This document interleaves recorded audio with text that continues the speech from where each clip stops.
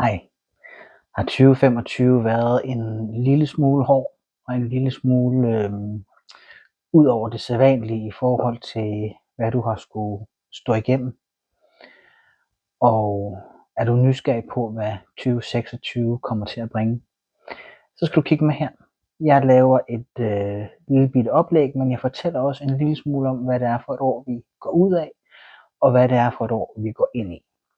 Hej, jeg er Elias, og jeg er inden fra Butik Easy sammen med Kirsten, som ligger på Nørregade 1 inde i Aalborg. Og lige nu, der skal vi kigge på Inner Temple Oracle, som jeg jo i en tidligere video har lovet, jeg vil lave et nytårsoplæg med.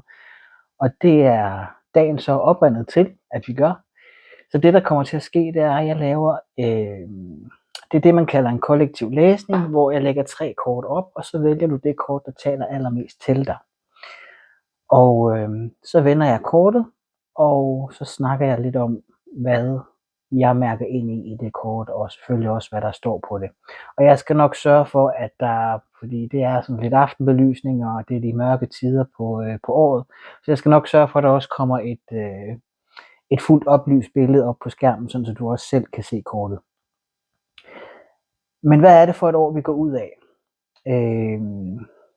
Det kan jeg jo fortælle lidt om, mens jeg gør kortene lidt klar. Jeg kan lige vise, hvad det er for et sæt, vi skal i gang med her.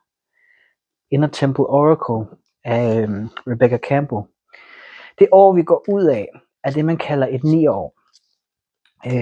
9-år, rent numerologisk, er det her afslutning. Altså, der er også noget spirituelt i det, men typisk snakker man om, at det her afslutningen er det her, man bliver udfordret på det, man skal give slip på osv. Kigger vi over til Østen, så kaldes det også for slangens år. Som jo netop er det her med at få skiftet ham og få givet slip på det, der ikke rigtig tjener længere. Og det må man sige, jeg kan skrive under på det selv, men jeg er også stødt på rigtig mange mennesker i løbet af året i mit liv, som netop har mødt 2025 som sådan en rigtig prøvelsens mesterår, hvor der virkelig bliver trykket på nogle knapper, hvor det ikke altid er lige sjovt. Så hvis du føler, det har været et lidt hårdt år, så er der faktisk nogle kosmiske forklaringer på det. Men hvad er det så for et år, vi går ind i? Du har formodentlig hørt det et eller andet sted derude, hvis du går op i sådan nogle ting, men typisk kalder man 2026 for et etterår. Det vil sige, det er det år med nye begyndelser. Og det giver jo sig selv, når man smider hammen og ligesom får ryddet op i det, man ikke skal have med videre, jamen så bliver der plads til at få noget nyt ind. Samtidig så kalder man også, hvis vi igen kigger over til Østen, 2026 for hestens år. Og hesten er jo den her drivkraft. Det er viljestyrke, der er power på, der er, entrepreneurship og den slags. Men det er ikke kun godt. Det bliver meget fremstillet som om, at det her nye begyndelser, og det bliver dejligt, og alt det der har været helt vildt hårdt i 2025, det bliver meget, meget bedre i 2026, og det kan det også godt meget vel vise sig at være. Der er et par enkelte lille, det man kalder arbejderbejs ved det, og det er, at det ikke bare er hestens år, det er ildestens år.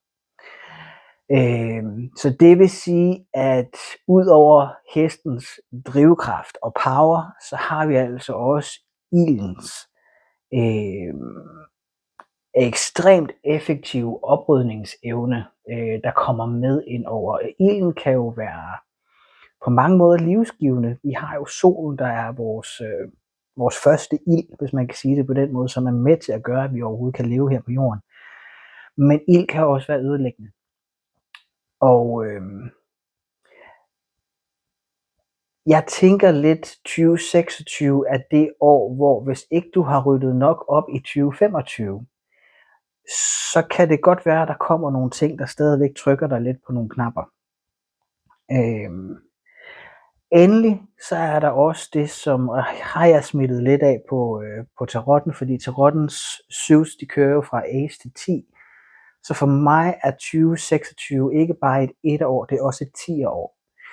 Og hvad vil det så sige? Det vil sige, hvis vi kigger på tarotten, så er 10'er-kortene tit de her kulminationer. Og det kan være til den gode side, det kan også være til den rigtig skidt side. Men det er der, hvor der ligesom bliver gjort op til, der konklusionen kommer, det er der resultatet, høsten, ligger. Derudover, så ligger der også en anden ting, og den havde jeg egentlig ikke selv tænkt over, men jeg har stødt på den et par gange her de sidste par måneder, nemlig den her med, at 10, tallet 1 og 0 bliver den her binære kode, som jo taler meget ind i det her med community og co-creation, det her med, at der er to, altså et-tallet gør ikke så meget i sig selv, men lige så snart du sætter nullet på, så kan du skabe alt, når man kigger ind i den binære kode.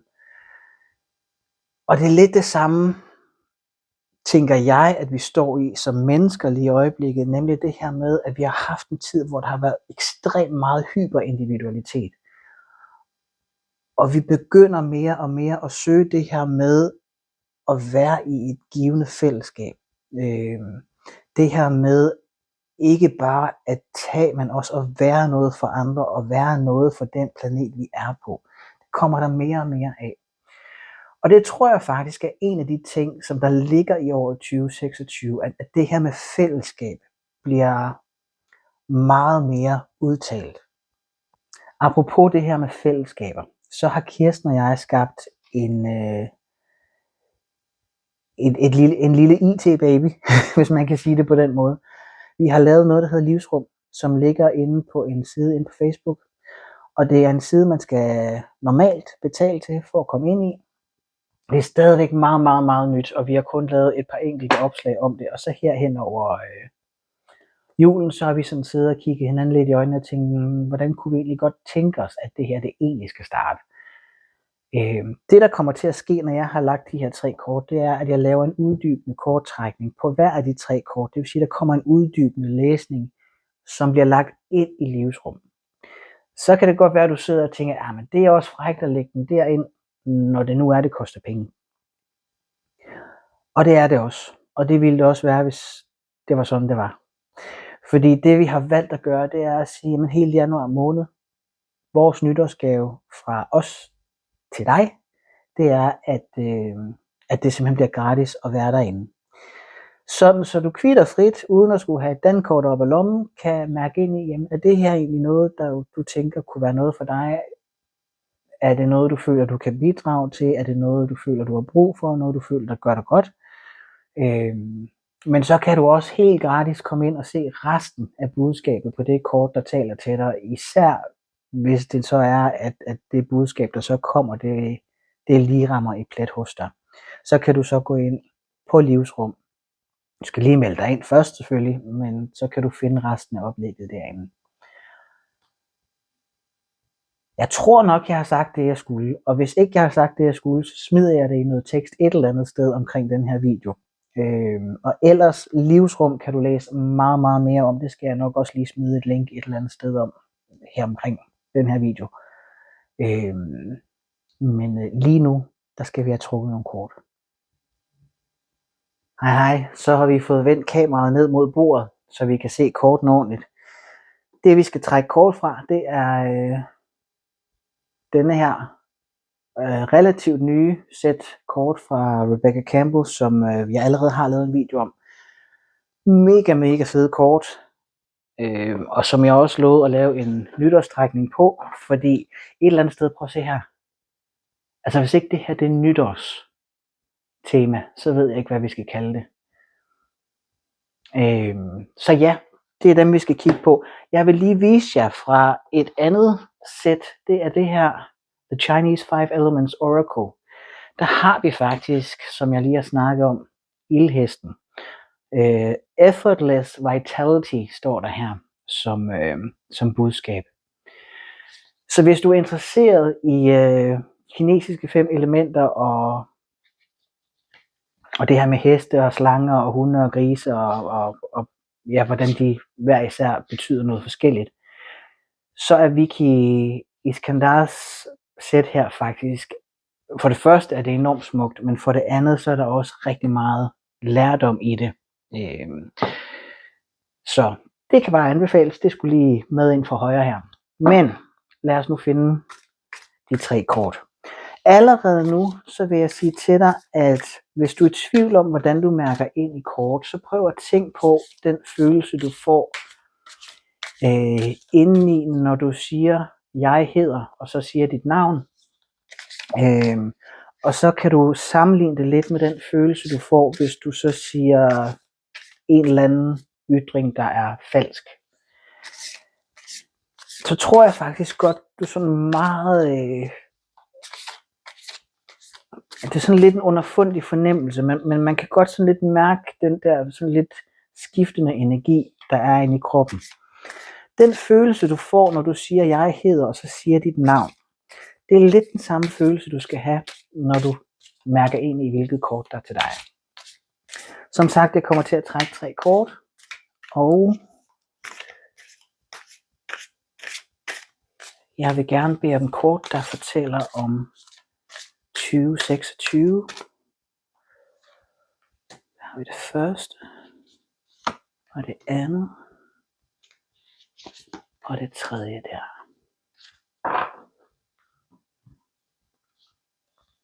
Vi ser om det kan ses der. Det er sådan lidt en sjov stilling, jeg sidder i, fordi jeg kan ikke sådan helt se skærmen, så jeg sidder og strækker hals for at kunne se, om det er i billedet. Det er det vist. Det er dine 3 kort, og jeg vil lige lade den stå et øjeblik, så du sådan rigtig kan mærke ind i det. Og husk, jeg skal nok lige smide et billede op et eller andet sted, så du bedre kan se kortet, fordi det er lidt mørkt i den her tid på året. Men kort 1, kort 2 eller kort 3.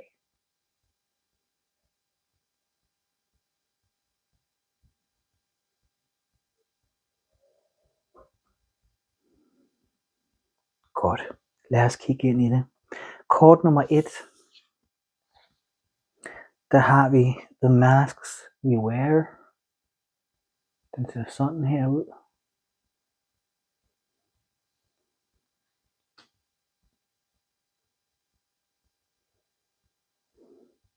Kort nummer 2. Life Force. Den ser sådan her ud.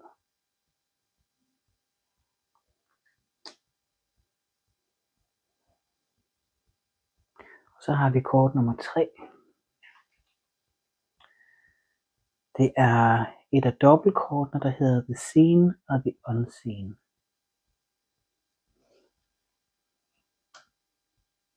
Det kan være lige nu, at der er, når du får noget visuelt på, at der måske er et kort, der også trækker i dig, eller at der måske er et andet, der virker mere rigtigt. Jeg vil anbefale også at lytte til det kort, som var din første intuition. Og hvis det for eksempel, når du ser det, er noget, du har meget modstand på, så kan det være rigtig godt at spørge sig selv, hvorfor er det, man tænker, modstanden kommer. Fordi det er der som regel også noget visdom at hente i. Godt.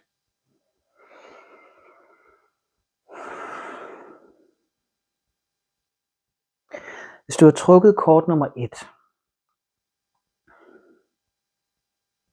skal du være meget opmærksom på i 2025, om du møder op i verden som dit autentiske jeg. Pas på med ikke at passe ind i, hvad du tror alle andre forventer af dig. Pas på med ikke at lade som om. Ikke nødvendigvis i negativ forstand. Det kan også være at lade som om du er okay, fordi du gerne vil bevare roen. Det her kort er et kort, der kalder på, at du ligesom er ærlig over for dig selv, og også et eller andet sted står op for dig selv. Hvis der er noget, der ikke er rart for dig, hvis der er noget, der ikke er behageligt for dig, så er det vigtigt, at du, og det er nemmere sagt end gjort, men i hvert fald øver dig i at få sagt fra. Når vi møder verden med en maske på, så har vi et lag på. Vi har og det kan jeg faktisk sige som Asperger, fordi der er vi jo også nogen, der ligesom kan tage en maske på, sådan ligesom for at øh, ja, lidt skjule, at vi er lidt forvirret over, hvordan verden egentlig er. Der er ligesom det her lag mellem dig og verden.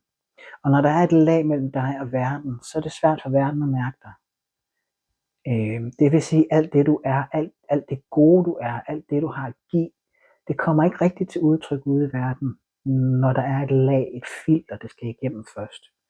Men på samme måde, så er det jo også et lag, der virker den anden vej. Det vil sige, alt det verden egentlig har at give dig, det kan også være svært at tage ind 100% med den intention, det måske er sendt i. Så vær opmærksom på, om du står autentisk i dig selv, om du står autentisk i verden, om du tager de beslutninger i dit liv, som din mavefornemmelse faktisk kalder på.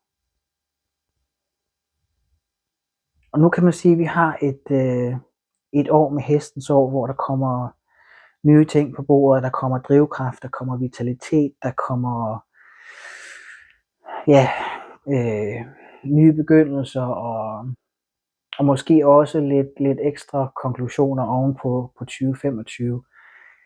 Der er det jo rent faktisk et år, der rent energetisk går rigtig fint i tråd med det her med at få smidt masken og få smidt hammen. Måske er det ikke helt lykkedes dig i 2025 fuldstændig at smide den ham, som du måske er blevet kaldet til at få smidt. Måske er der stadigvæk noget, der hænger fast. Måske er der lige en hudlag sidste pist, der lige skal sorteres lidt fra. Kortet her beder dig om at tage et ekstra kig og simpelthen få ryddet ordentligt op. Og hvis alt det her er nyt for dig, så er du formodentlig ikke engang startet, så er det formodentlig først nu, du sidder og tænker, nå ja, men det kunne også godt være, at jeg skulle være bedre til det og det og det, eller at jeg skulle få ryddet op i det, eller et eller andet. Det er aldrig for sent at starte. Så tag det her kort som det lille prik på skulderen, som det lille den lille kærlige påmindelse om, at den du er, autentisk, er faktisk det, verden har brug for. Fordi du er skabt lige nøjagtigt, som du skal være. Så jeg håber, du kan tage det med dig videre.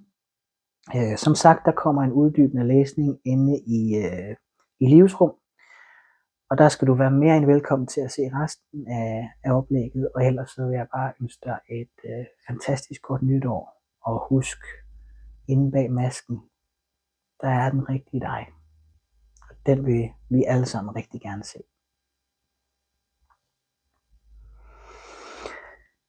Hvis du har valgt kort nummer 2,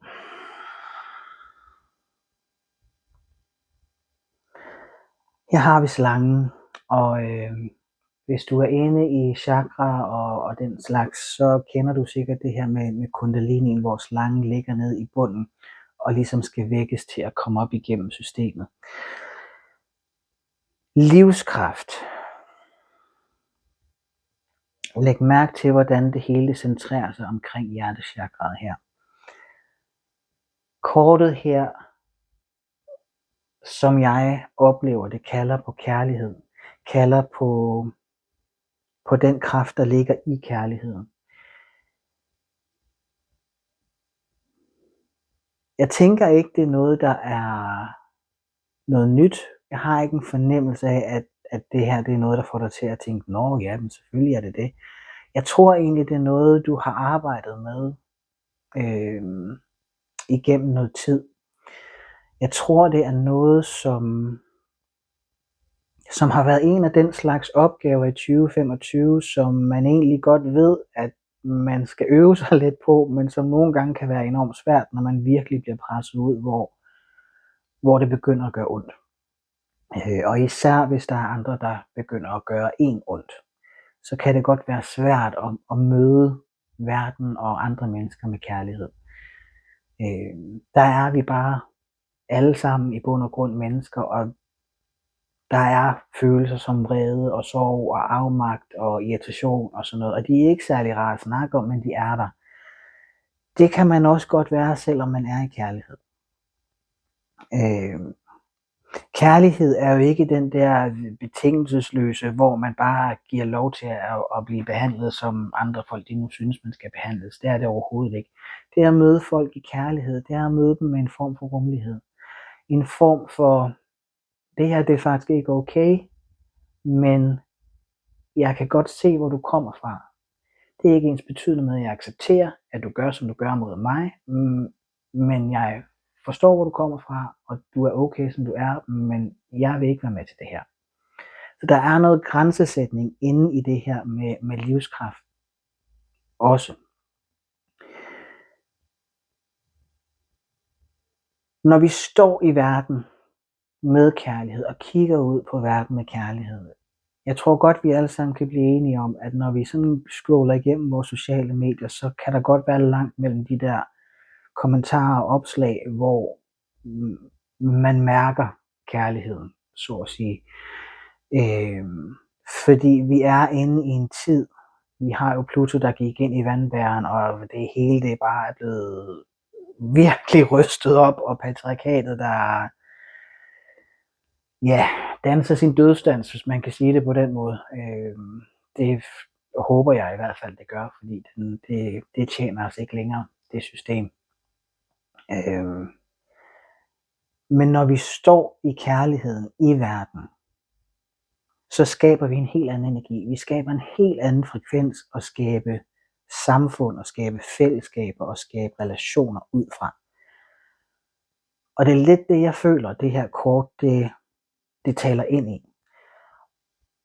Men som jeg sagde før, jeg har ikke en fornemmelse af, at det her det er noget nyt. Jeg har ikke en fornemmelse af, at det her kort er ikke en opvågning, men mere en påmindelse, mere en gentagelse, mere en husk nu at fortsætte med arbejdet form for besked. Der ligger en energi i det her kort om, at det her har været et omdrejningspunkt i 2025, som måske ikke er nået fuldt i mål. Man plejer jo gerne at sige, at slangen skal hele vejen op. Og nu er det ikke fordi, jeg skal sidde og tale ind i Kundalini-rejsninger, fordi for det første, så er jeg ikke 100% ekspert på det. For det andet, så er det ikke noget, man bare lige skal lege med. Men det er mere sådan rent metaforisk for at sige, at du kan være et lille stykke på den rejse, du kan også være et rigtig godt stykke på den rejse, men det her kort tæller ind i, at den rejse fortsætter. At du har noget inde i dig, som kan bidrage til det her, som kan inspirere de mennesker, der er omkring dig. Og det er jo det her fantastiske, apropos det her med den her spiral, og hvordan det sådan ligesom breder sig her. Der er det her fantastiske med, når vi oplever noget, hvor vi virkelig ser den her rene kærlighed komme til udtryk, at det smitter, det inspirerer, man får lyst til at gøre noget tilsvarende. Hvis man ser en eller anden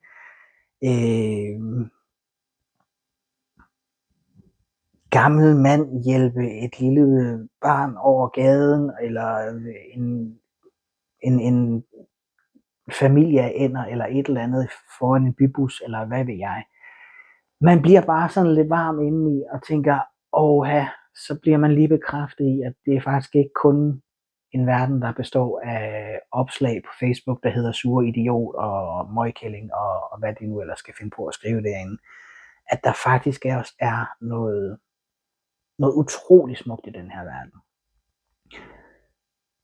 Det her kort kommer til dig, fordi der har du noget at byde ind med. Det kan være en indsigt, det kan være en tilgang, det kan være måder at udøve det på,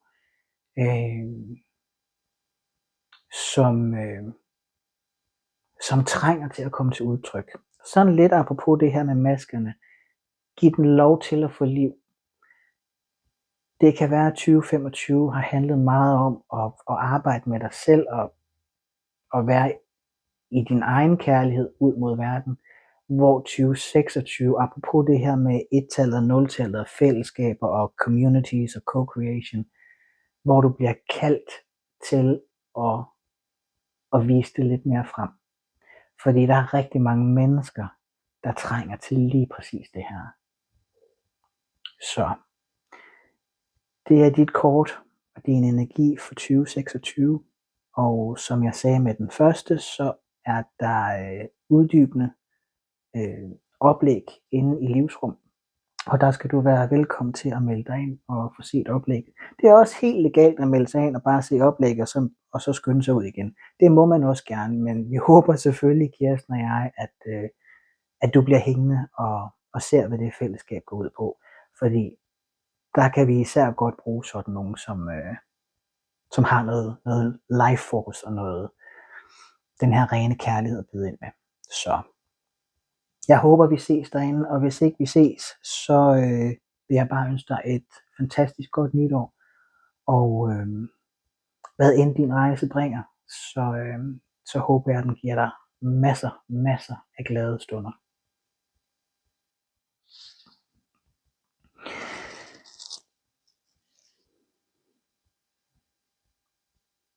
Hvis du har trukket kort nummer 3, så har du trukket et lidt specielt kort, fordi der er nu ryster jeg med bordet her, fordi der er nogle specielle kort i det her sæt her, hvor der er et begreb hernede, og så er der et begreb her, så det er sådan et dobbeltkort. Man kan vælge at se det på flere forskellige måder. Jeg vælger lige nu at se det som sådan et spændingsfelt, hvor det sådan lidt kan gå begge veje. Kortet snakker om the seen og the unseen, det vil sige det sete og det usete. Det første, jeg mærker ind i der, det er spændingsfeltet mellem virkelighed og drømme, virkelighed og illusioner. Når det her kort, det kommer til dig, så er det fordi, det taler lidt ind i en afklaring. Det taler lidt ind i det her med 2025 og smide sin ham. Måske har du haft svært ved at beslutte dig for, hvilken vej du skal gå. Måske har det været svært at finde ud af, hvad er det egentlig, du drømmer om? Hvad er det egentlig, du gerne vil? Hvor er det, dine styrker ligger? Hvordan får du dem bedst ført ud i livet og den slags? Det kan måske være sådan nogle ting, der ligger i det her kort. Det kortet kalder ind i, det er den her med at ligesom, lidt ligesom jeg sagde i starten med at mærke energien i, hvad det er for et kort, der trækker i dig. Den metode kan du faktisk også bruge til, hvis du for eksempel har 3 forskellige muligheder i forhold til, hvor du gerne vil hen. Altså nu er det lidt simplificeret det her. Men lad os sige, at der er 3 forskellige veje, du kan gå. Der er 3 forskellige drømme, der er 3 forskellige ting, du godt kunne tænke dig at udføre eller opnå i 2026, men du ved måske ikke, hvilken vej du skal gå. Den metode, jeg fortalte om i starten, hvor du ligesom mærker ind i den energi, der er i at sige dit eget navn. Jeg hedder Elias, for mit tilfælde. Op imod, hvordan det føles, når man siger noget, der er falsk. Den metode kan du faktisk også bruge til at mærke ind i de tvivlsområder, eller de spændingsfelter, hvor det måske kan være lidt svært at finde ud af, hvor pilen peger henad. Det er sådan lidt den her med flasken, der drejer rundt. Det kan jeg huske, det havde vi meget, den som flaskehalsen peger på. Og der var ikke noget værre, end når den så pegede midt imellem 2 mennesker, og så sad man og begyndte at have en mindre diskussion om, hvem det var, der skulle et eller andet. Det her kort er også et kort, der det kan sige 2 ting. Det kan enten fortælle dig, og du vil kunne mærke, hvilken en af dem, der er rigtig, når jeg siger det. Enten så fortæller det dig, at du skal passe på med ikke at forsvinde ind i din drømme. at der også er en virkelighed, der har brug for, at du træder ind i den, der har brug for, at du også agerer ind i den. Det er den ene ting. Den anden ting er, og det har du måske allerede gættet, det kan også være, at du er så meget i din virkelighed, og så meget i, hvad der nu er af tilsyneladende rammer omkring dit liv, sådan så de drømme, du egentlig har, som måske oven i købet er din livsformål, at de simpelthen ikke får lov til at få luft og få træk og få spredt vingerne. Jeg tror godt, du kan mærke, når jeg siger det på den måde, hvilken en af dem, der er mest af dig.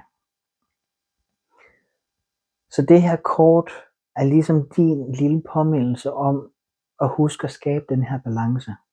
Det er lidt ligesom, når folk de starter på den her spirituelle rejse. Det er sådan lidt et sjovt udtryk, det her med at starte på en spirituel rejse, fordi min overbevisning er, at vi er spirituelle, fra vi bliver født. Men lad os kalde den bevidste spirituelle rejse. Der er nogen, der kan blive så opslugt af det, at man godt lidt kan glemme, at der er en realitetsverden også. Især fordi der er rigtig mange af de her guruer rundt omkring, der sidder og snakker om, at egoet det er bare det værste, og man skal sørge for at skaffe sig af med det, og alt det her, ikke? Så det kan godt føles som lidt forbudt at eksistere i den virkelige verden med det ego, vi nu engang er kommet med. Hvis jeg må have lov at komme med et budskab, så er det, at dit ego har du fået, fordi det er det, der skal være dit redskab til den rejse, du skal på. Det er ikke ligegyldigt, hvilket ego du har. Det, der er den store kunst i alt det her, det er at være opmærksom på, hvornår vores ego, eller rettere sagt, hvornår vores tanker begynder at tage magten, og især tage magten fra vores drømme og fra de mål, vi gerne vil nå at udføre her i livet. Så et spændingsfelt mellem virkelighed og drømme, mellem det sete og det usete. Den aller sidste ting, der kommer til mig, det er også, at du kan stå i en problemstilling, hvor der er nogle ting, du ikke ser. Det kan selvfølgelig være meget nemt for mig at sidde og sige, men den ligger også i det her med virkelighed og drømme og det sete og det usete, fordi hvis man står i en problemstilling, så ser man tit tingene fra sit eget perspektiv. Det vi altid skal huske på, og det gælder os alle sammen, det er, at en ting er vores perspektiv, noget andet er alt det vi ikke ser. Vi ser det udfolde sig, nu snakker jeg om sociale medier før, vi ser det udfolde sig dagligt på sociale medier med folk, der skyder hinanden i skoene med, at du siger sådan til mig, og når man så læser kommentaren, så er det faktisk ikke det, der er blevet sagt. Men fordi vedkommende har et filter af en bestemt karakter, så opfatter de det, der er blevet skrevet på en bestemt måde. Og det er lidt på samme måde, når vi står i nogle dilemmaer i vores eget personlige liv, så kan der være alt det, vi ser, men så er der også de der små blinde punkter. Hvis det her er noget, der ligesom, hvad kan man sige, rammer solar plexus hos dig, så se det her kort som en lille opfordring til at finde en god ven eller veninde, og ligesom, som måske kender problemstillingen, eller hvad det nu må dreje sig om, og ligesom få et andet perspektiv på. Når vi får andre perspektiver ind, så får vi hjælp til at se det, vi ikke selv lige er i den rigtige vinkel til at kunne se. Så det er den sidste energi, jeg vil lufte i forhold til det her kort. Nu er det jo sådan med alle tre kort, at det her det er en kollektiv læsning, så der vil være noget af det, jeg siger, der rammer i solar plexus, og der vil være noget af det, jeg siger, hvor man tænker, det er ikke lige mig. Det er ikke ens betydende med, at kortet ikke er til dig. Det er ens betydende med, at det, der ligger i kortet, som ramte dig i solar plexus, det er faktisk det, du skal tage med videre. Og der hvor du sidder og tænker, ej, det er bare overhovedet ikke mig, så er det højst sandsynligt til nogle andre. Som jeg også sagde i starten, så er der også det her med, at hvis man mærker noget modstand på et eller andet, så kan det faktisk også være, apropos det her med det usete, så kan det faktisk også godt være et lille tegn til, at der er noget, man skal ind og kigge på der også. Så sid lidt med budskabet på dit kort. Jeg gør det, at jeg slutter videoen af med, at simpelthen at sætte hvert enkelt kort op, og så kan du simpelthen pause den der, hvor dit kort er fremme, og så kan du få lov at sidde og kigge på det lige så tosset du vil. Fordi en ting er, hvad jeg mærker ind i det, og hvad jeg lige trækker ned med de her kort, men du kan jo også sagtens selv sidde og selv mærke nuancer ind i kortene og ligesom, det kan være, der er noget i billedet, som vækker et minde hos dig, som faktisk er vigtigt, at du også får med ind i tolkningen. Så tag et kig på dit kort efter den her video, og så ja. Og til kort nummer 3, jeg vil ønske dig et lige så dejligt nytår som alle de andre. Hele oplægget, det fulde oplæg, det kommer til at ligge inde i Livsrum. Og jeg håber, du har lyst til at kigge ind og se det fulde oplæg. Og så vi ses derinde, og ellers så vil jeg bare ønske dig og ønske jer alle sammen et rigtig dejligt nytår. Og som jeg nævnte før, så ses vi lige kort inden nytår med en lille video omkring Oracle Spells. Men ja, ellers kom godt ind i det nye år. Pas på krudtet derude. Det er farligt. Tag brillerne på og sikkerhedshandsker og hvad ved jeg. Gem jer bag en skærm. Et eller andet. Pas på jer selv derude. Ikke? Vi ses i det nye år, og tak for alt det, I har været for Butik Isis i 2025. Tak for jer. Hej hej.